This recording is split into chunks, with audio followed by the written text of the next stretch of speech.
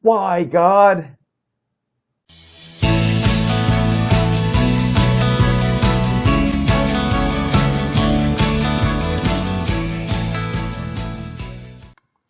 I have with me this little book called The Worst Case Scenario Survival Book.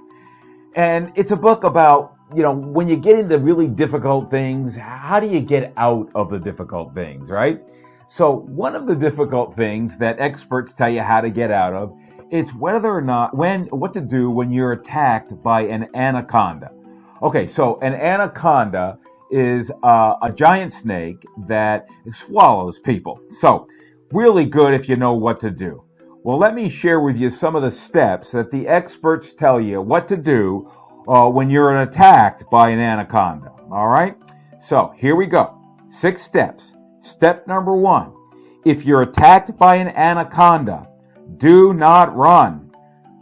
Okay, this doesn't seem right because if I can't outrun something without legs, maybe I don't deserve to live. All right, well, here's step 2. Put your arms tight against your sides, your legs tight against one another, and tuck your chin in. All right, I don't like the looks of that. Step 3. Permit the snake to swallow your feet and ankles. I thought that's what we were supposed to avoid. Step number 4. When the snake has reached your knees, take out your knife and kill it. What if I don't have a knife? Step number 5. Be sure you have your knife. I'd have put that number 1. And step number 6, seek medical attention immediately. Yeah, they knew this wouldn't work. Yeah, there's a lot of advice and a lot of bad advice when you get into trouble, when you have problems. There's a lot of things we say to ourselves when we're in difficult times that really are just kind of not so helpful advice. But then there are things we can say to ourselves in the midst of difficult times that actually help us a great deal. Well, I want to share with you some things that are going to help you a lot when you're in some difficult situations. And you're asking that question that we started off with, which is, why, God? And I also want to share with you some of the things that people say or think when they're in very difficult times that actually make the situation worse, that are not helpful. And that's why in life, there are people who are actually very good at handling difficult scenarios. And there are also people who are actually very bad at handling tough times. I know you want to be someone who's very good at handling the tough scenarios. So let's take a look at how you can be very good at handling difficult times.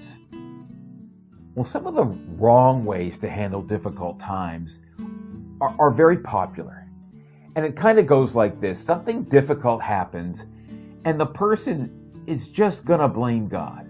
They're just going to believe that God doesn't exist, or God isn't good, or God doesn't care. None of that is true.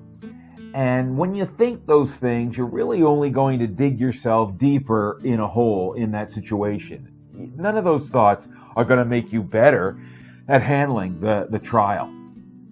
Instead, the scriptures say this in Psalm 46, verse 1. It says, God is our refuge and strength, a very present help in trouble. So when you're going through something difficult, the first thing you want to realize is that God is there. God is a very present help in trouble. You may want to say those words when you're going through the trial. God is a very present help in times of trouble. That is sort of the beginning of it all. He is going to be there. He is going to deliver. He is going to provide. He's going to do wonderful things. Now, the reason we have a hard time believing that, and we fall into he doesn't care, he's not there, is because we often don't realize why God would be allowing this thing. So let me share with you a few reasons why God might be allowing the difficulty that you have in your life so that you don't doubt that he's a very present help in the trouble. So here's a few reasons why you might have trouble in your life right now. And to understand these, it's so good, so helpful to stay in the right mindset, to stay in the mindset that you know God is a very present help in trouble. Okay, so here's the first thing, the first reason there might be trouble in your life. Well, it might be just that we're actually not being obedient to God. We're doing things that we shouldn't do, and we know it, right? And then we get trouble in our life. Well, you can see why that would be happening. It's not God not caring or God not doing or God not existing. It's just us not obeying. So, for example, if someone goes to the store and they steal and they get caught and they go to jail, they can't say, why God? Because, well, there's no obedience there. So everything has to start with us saying, I'm going to seek after what God wants for me. But even when we do, there are still lots of troubles that you're going to get in your life.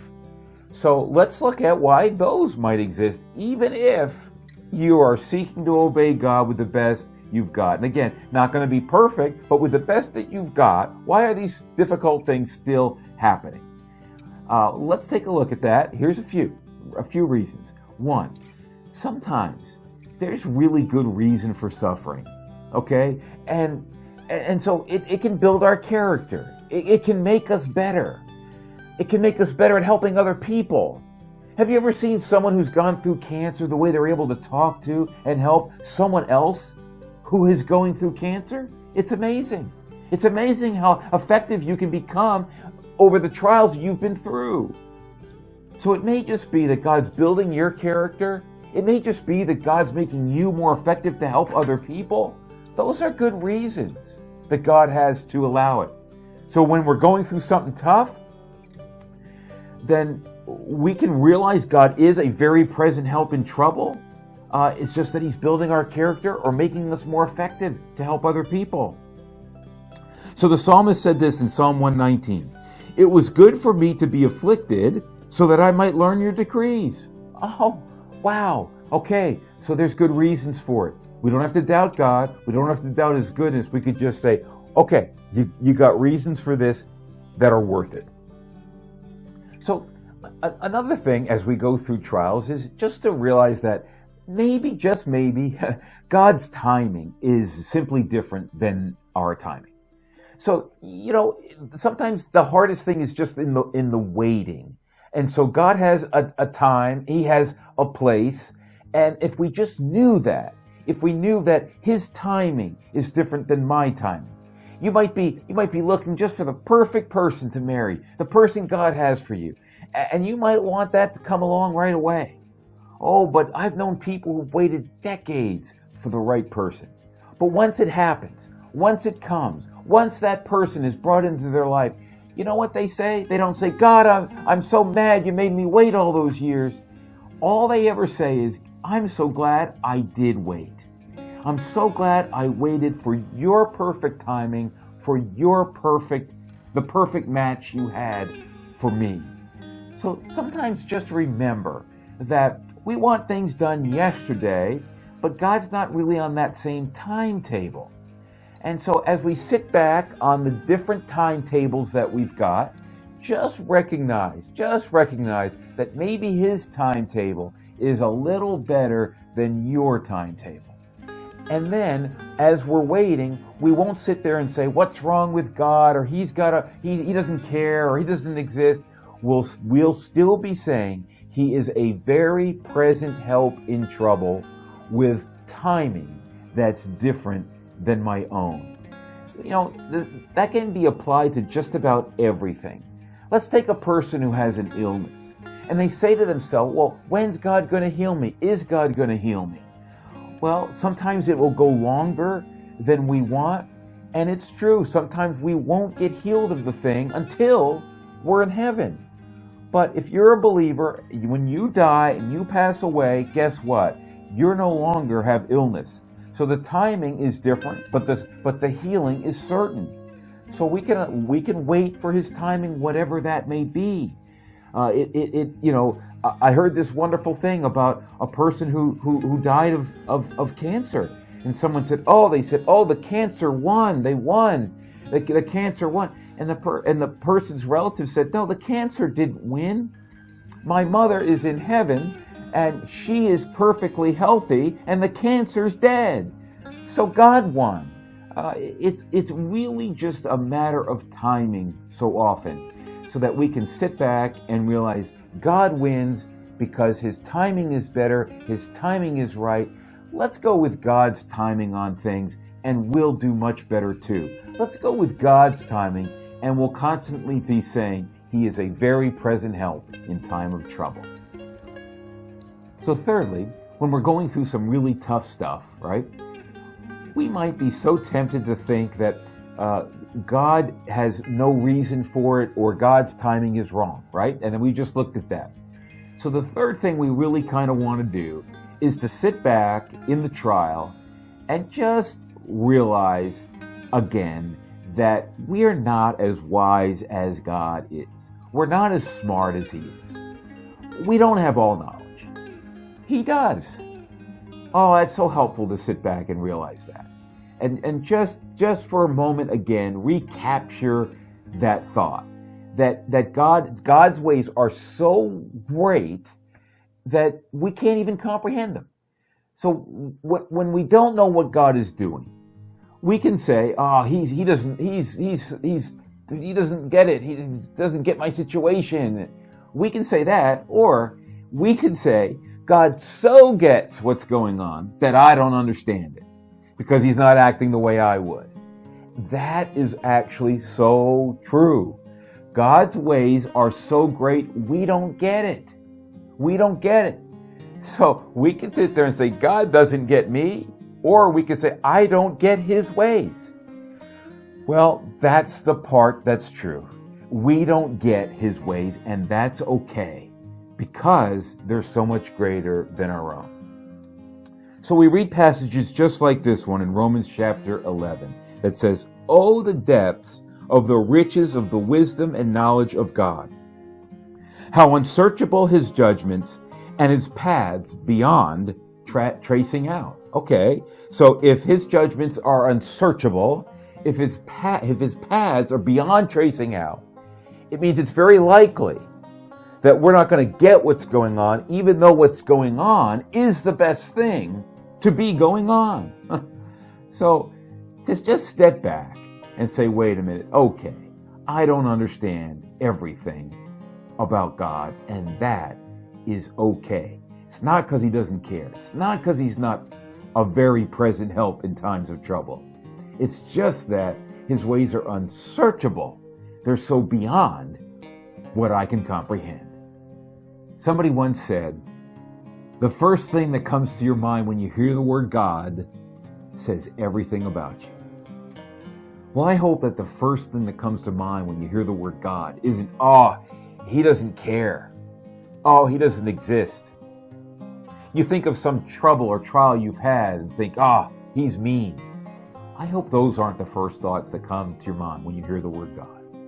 I hope the first thoughts that come to your mind when you hear the word God are things like, oh, He is so loving. Oh, He is a very present help in times of trouble. Oh, He allows suffering for a reason. Oh, He allows suffering for a time. Oh, His ways are so great, they're beyond searching out. Because when those things come to mind, when you hear the word God, you are so much better in a trial.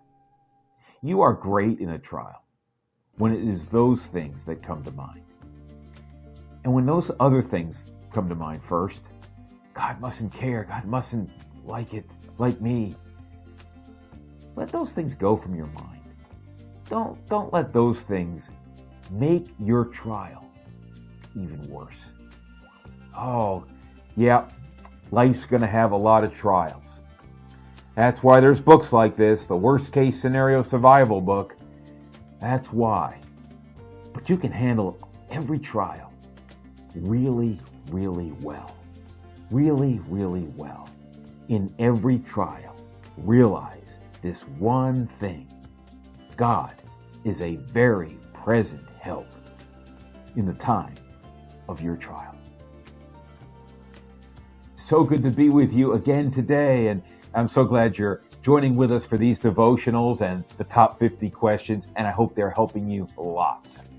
Well, continue to watch and to like, subscribe, and share and comment, because it's wonderful to have you a part of the top 50 questions asked about Christianity community. And remember, for every question, there's always an answer.